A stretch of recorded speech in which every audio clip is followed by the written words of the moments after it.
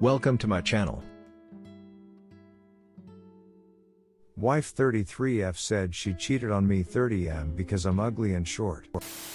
I look over and there she is, sitting on a guy's lap with his job up her skirt.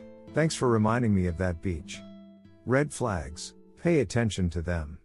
Many moons ago, I drunkenly kissed a girl who had a boyfriend. A week later she turned up at my tiny studio apartment in central London saying she had broken up with said boyfriend to be with me and asked if she could crash at mine until she found a job. Now I did kind of know this girl. We both worked in a department store. She was a Christmas temp in fashion. I supervised a few of the departments and the food halls. We would regularly frequent the same pubs, bars after work, so I got to know her a bit before she invited herself to live with me. We ended up making out on her last day as a Christmas temp, and although I feel bad about her having a boyfriend, at the time, I was drunk. I probably wasn't even thinking about that. I thought I'd never see her again. How wrong I was. Fast forward 3 months after move-in date. We've developed into an intimate relationship. I helped find her a job. I was visiting apartments with her. She never moved out. She was confiding in me stories of her awful upbringing. I felt like her knight in shining armor, rescuing her from her previous life of torment. For those first 3 months, she of course lived rent-free, did little but Google jobs and kept the apartment looking like a pigsty. I cooked, cleaned, bought food, presents, and of course paid all the bills. Why? Because I enjoyed that feeling of saving someone, being her everything, being depended on. I was blind. I wasn't seeing the writing on the walls. The fact is, I wasn't saving her. I was making her more and more spoiled, to the point that we would argue if I asked her to do something like the dishes. Even though I had worked all day, come home with food cooked. The SX was fun, until she wanted to bring knives into the bedroom. I had to draw the line somewhere. Positions, toys, places, I'll try anything once. Knives, no effing way. Fast forward 6 months after move-in date. I think this was the point that I noticed the stories she confided in me kept changing. Sometimes she was 6, sometimes 9, sometimes 14. The same story would fluctuate dramatically. Names, people, places, she couldn't keep up with her own lies. But still I pushed on. I thought it was just a symptom of victim's memory from traumatic events. She left her job after a couple of months, or got fired, I don't really know. So she started collecting government unemployment checks. I think that's enough backstory. Now for the juicy bit, the catching. Fast forward 11 months after move-in date. 2 days before my birthday, she just got back from a weekend away at her mom's. I was leaving work a little late. Since I hadn't seen her for a few days, I bought a dozen roses as usual, called to ask if I should pick up food on my way home. The conversation went something like this. Her. Loud music, hangs up. I call again. No answer. Third time lucky? Yes. Her. Hi baby, I went to meet Alice, mutual friend in central London. I'll meet you at home soon. Me. Cool, I could do with a drink. I had a shitty day at work. Where are you guys? I'll come meet you, we can go out for dinner after. Her. No, I'm gonna leave really soon, don't bother coming. Hangs up. Up to this point, I am still naively believing everything she says. I try calling back, but her phone is off, so I decide to go to the area she's in, try and call her from there. Once there, I'm calling, but still her phone seems to be off. I realize I've run out of cigarettes, so I go hunting for a shop. Find one, buy a pack, head over to a random bar for a drink. I decide to call it a night. Around 11 p.m. head home. So here I am, still in my suit from work, with a dozen roses in my job, getting on the Tube Metro subway in London. As I'm walking down the carriage I hear a familiar giggling. I look over and there she is, sitting on a guy's lap with his job up her skirt, in public, and their faces are glued together. My heart dropped. I couldn't speak. I just stared. Until she saw me. Then, all I could do was walk away and take a seat. She came over to where I was sitting and tried to explain. I think that's what she was trying to do. Bear in mind she'd been drinking, was slurring her words, her shouting. So what now, you win? Me, I don't exactly feel like a winner. Her still shouting, what are you going to do about it? Me laughing, Nothing. Go. F off. Do whatever you want. I'm done. Her shouting louder, well, where the FK am I supposed to sleep tonight? That triggered me. Did she really expect to come home and share a bed with me? Me now I'm shouting, are you effing kidding me? Go sleep at his effing place. You think I give a SHT where you sleep from now on? Her walking away, FKU.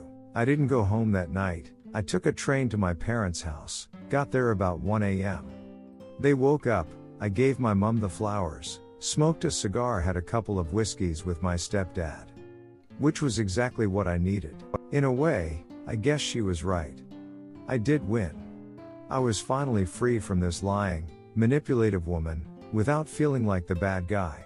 She came to pick up her stuff a few days later. I gave it to her. Didn't throw anything away, didn't burn anything. Just let it be. I don't feel malicious towards her, I just hope she finds the help she needs to become a better person. Conclusion. Did it affect my future relationships? Sure, in the short term. But trust is a massive part of a relationship.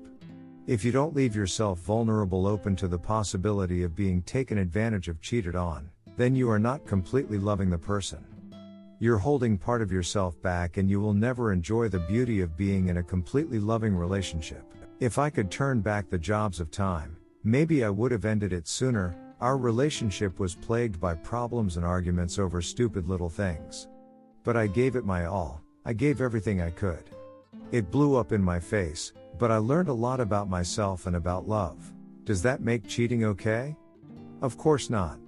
If you're open to the possibility of cheating on your partner, be honest, end it. Don't betray their trust. If nothing more than because they deserve to be on the same page as you. These days, some people welcome open relationships. Honesty, trust, vulnerability, they may leave you weaker as an individual, but will make you stronger as a couple.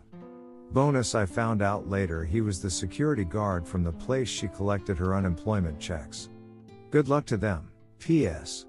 I have no idea how long this had been going on, or with how many people. Within a few days, I went to the STI clinic, thank God it came back clear.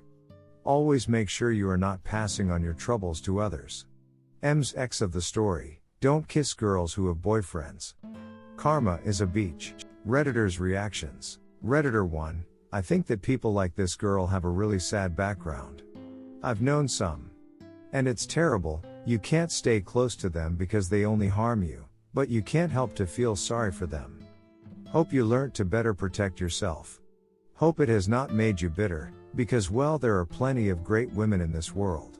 Redditor 2, this was very beautifully written, although it always breaks my heart to know the good people ain't under such terrible experiences that leave scars. I liked the end where you said it's okay to open up to people even though you might get cheated on. I completely agree to give the one you love your all, because at the end of the day, it was what you wanted to do and you'll know forever that you gave it your all anyways. Hope this didn't ruin the vision of true love for you. All the best. Story 2-2. I should have known from the beginning that it would end this way because when we met, she had wanted to cheat on her boyfriend with me. For the record, I turned her down until she broke up with him. Fast forward 10 years and 3 children later, I knew we were going through a rough time, but I expected us both to weather it and come out the other side being stronger and closer. What I didn't expect was to open the June 2009 phone bill and see over 500 texts and dozens of phone calls between her phone and an unfamiliar number. $4.99 in Telius fee later, I confirmed what I had dreaded. The number belonged to a male colleague, an acquaintance who I knew professionally and always took to be a nice guy. I called the number and left a voicemail asking politely to talk to him about something. He never returned my call, but instead he called her to warn her that I was on to them. That night, when I confronted her with the evidence, she started to explain that it was just a very large number of friendly, platonic texts and calls, but the sheer ridiculousness of that defense became obvious even to her, and she confessed that the affair had been going on for several months, not long after the birth of our 3rd child. Crazy as it sounds, when she finally admitted it, it felt like a huge weight of doubt and anxiety was lifted off my shoulders. After years of being told how wrong I was, I was oddly relieved and almost happy to discover that for once, I was right. We share joint custody, are good co-parents, and the kids seem to be well adjusted. But 8 years on, she's still seeing him, and I still wish she wasn't. Redditors' reactions. Redditor 1, hopefully you will meet someone that deserves you. Sorry that happened to you. Thank you for watching. Comment what do you think about this situation. Don't forget to like and subscribe.